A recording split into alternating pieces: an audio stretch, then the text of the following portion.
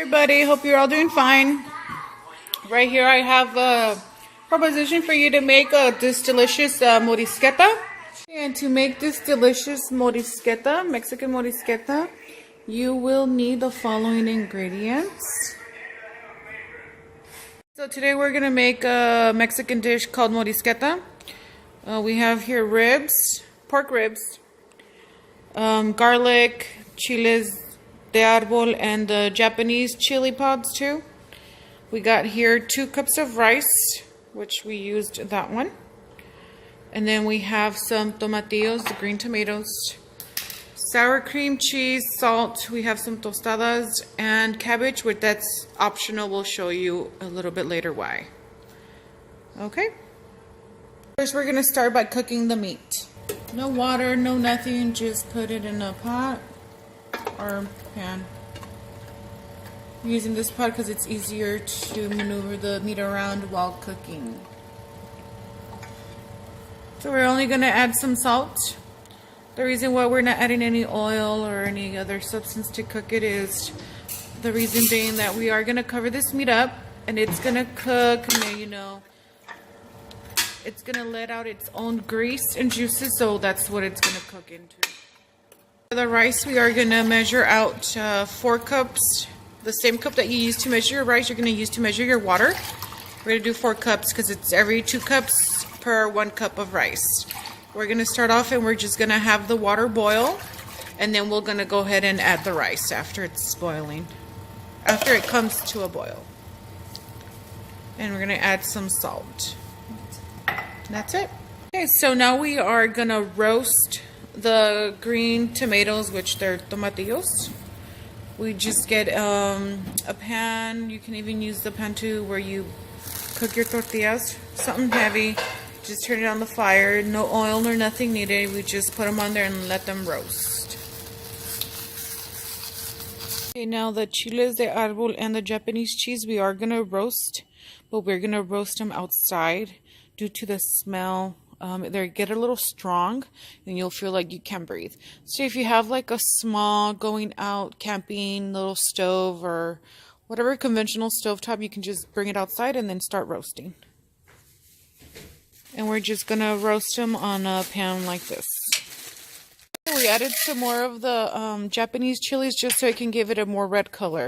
As you can see, we had a little bit last time, but now we have more. And the other ones are to give it the spice. We're just going to roast as so. As you can see, we didn't add any oil or nothing. We just threw them on there and we're just moving around constantly so they won't burn. You will start smelling the chili as you're roasting. Okay. As you can see, they are starting to change color. They're getting a little darker. Just got to make sure they don't burn. And if one of them burns, take it out because it's going to give it a bitter taste to your salsa. So now we're just going to let them rest here outside. The reason being that if you bring them inside right away, the smell is so strong you won't be able to breathe. You're going to start coughing and coughing. So once you're ready to go ahead and blend the salsa with it, we're going to come back and pick them up from here. As you can see, our tomatillos are not ready yet. We're just going to go ahead and turn them around. Once we have these ready, then we'll go ahead and start making the salsa and bring the chilies back inside. Right here we have the meat, as you can see. Let's see, it's like all the juice came out of it, and it's little grease and stuff too. So we're going to just move it around and close it back up again and let it finish cooking. Right here, as you can see, the salt settling in the bottom. We're going to go ahead and stir. Stir it, and then we're going to go ahead and taste the water and make sure it's good enough salt, not too salty. Alright, so it's good of salt. We're going to go ahead and cover and let it come to a boil. Alright, so the rice we're going to go ahead and rinse off before we put into cook. We do have a strainer when we're going to go ahead and remove the water just so that the rice won't mix in with the water.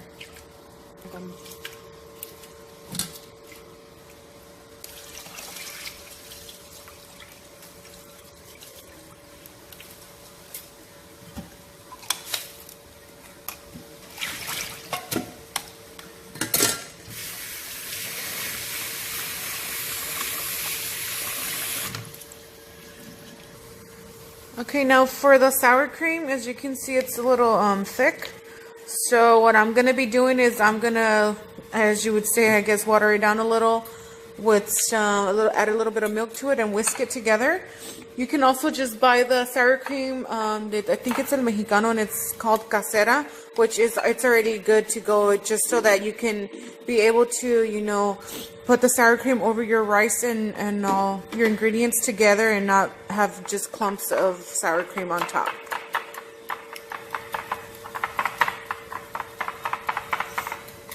Okay, so we're just going to keep whisking until it comes out smooth, and we'll check the consistency and make sure it's a good one. Okay, so the consistency is good. You're going to want it to look like that. Perfect. So here's our tomatillos. As you can see, they've been roasted. But we're going to go ahead and cover them up so they can continue cooking all the way through. Okay, our water is boiling, so now we're going to go ahead and add the rice into it. Just be very careful not to splash yourself with the hot water.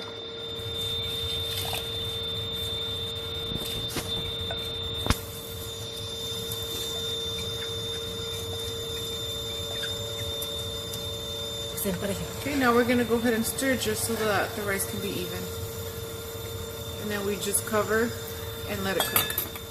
Okay, so we're going to go ahead and lower the temp for the rice so it can cook on a low temp. So we're going to keep it in low and then wait just so it can cook all the way through.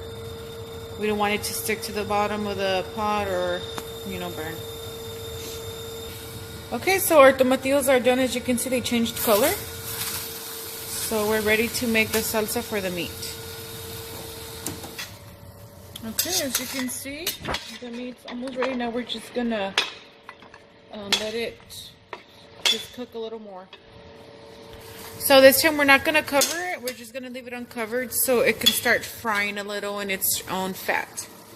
And we'll just have to, you know, keep an eye on it and keep moving it around just so that it won't stick to the bottom.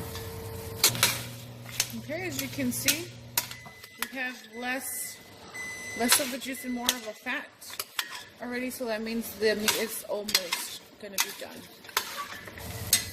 Okay, as you can see, now it's starting to fry a little. As you can see, the only thing that's left is just the oil, which is the grease from the ribs. So we just continue stirring and then let it keep frying a little longer. As you can see, our meat is ready. It's optional. You can remove the grease that's left over in the pot, or you can leave it. It's up to you, but we prefer to remove. So we're gonna go ahead and remove all the grease that's left over. Okay. So you can see there's a lot of grease that comes out of the meat. That's why we said don't put any extra oil or anything to cook it, because it's just gonna be released by the ribs. You can also use you know, some pork chops chopped up, or just, you know, regular pork meat to do this. You don't have to use the ribs. We like to do the ribs because the bone always gives it a better flavor. Okay, as you can see, our rice is done. There's no more water bubbling on the top of it, and that's how we'll know it's done. You can also use brown rice. You don't have to use, you know, just this regular white rice if you want to be a little more healthy. Alright, so now we're going to make the salsa for the pork, for the ribs. And we're just going to blend the chilies that we had roasted outside with the garlic and some water.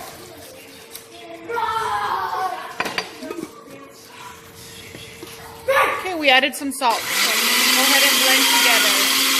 After they're really blended, we're going to add the tomatillos.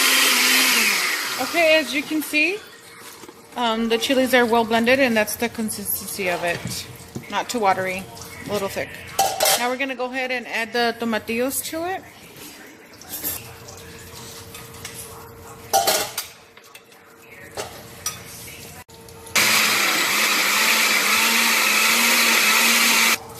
Okay, so the salsa is done.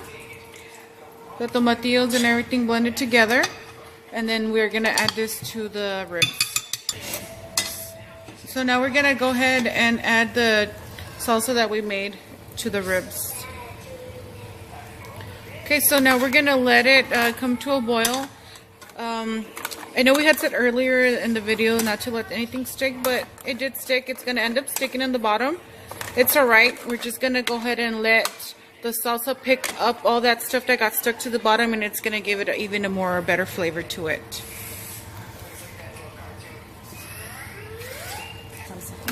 So here you're just gonna go ahead and see what consistency of the sauce you want it to be. You can, you know, if you want it thick or if you want it a little more watery, however you want your consistency to be.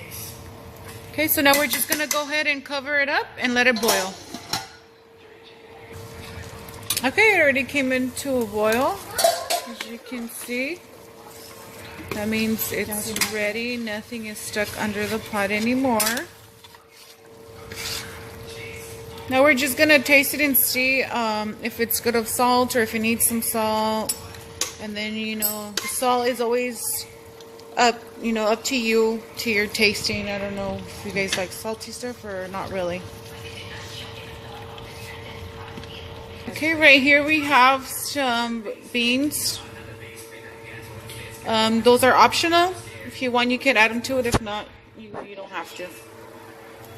Okay, so for this morisqueta, you don't have to have the meat. You can use pork meat, chicken, whatever kind of meat you like, or you can make it with just the rice, you know, with beans, and then the other fixings that we'll show. Okay, right here we're gonna go ahead and start serving a plate.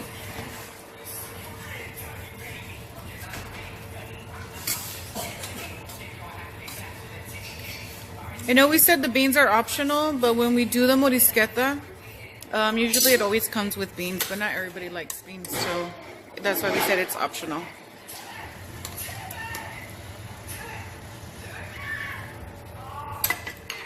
Okay, so now we're gonna add the sour cream, some cheese, and it's Cotija cheese. The tacos are optional. You know, you can do it with tacos. If not, that's fine. And then we have the cabbage.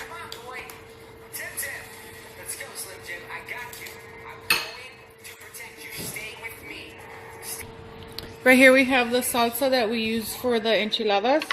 We'll go ahead and put up another video so you guys can see how to make this salsa.